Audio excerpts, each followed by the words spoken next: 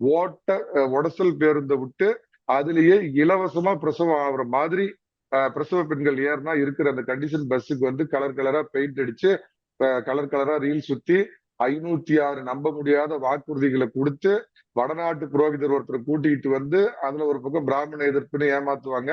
ஆனா அந்த புரோகிதருக்கு 502 கோடி ரூபாய் கொடுத்து இவ்வளவு வாக்குறுதி கொடுத்தோம்.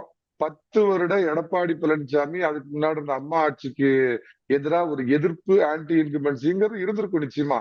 அதையெல்லாம் தாண்டி வெறும் 3.5% ஓட்டுல தான் கடந்த முறையா நீங்க ஜெயிச்சீங்க.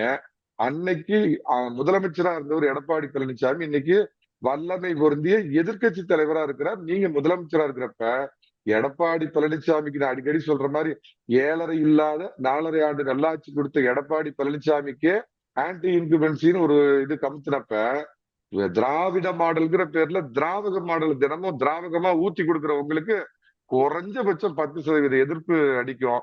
2011 எப்படி அவருடைய தகப்பனார் திரு கலைஞர் அவர்கள் 3வது இடத்துக்கு போனாரோ அந்த மாதிரி திமுக 3வது இடத்திற்கு போகும். தமிழக மக்கள் இவங்களுக்கு ரொம்ப பிடிச்சது இந்து மகா இது கடல் இல்ல அரபிக்கடலில் தூக்கி எறிய போகிறார்கள். பொறுத்திருந்து பாருங்க.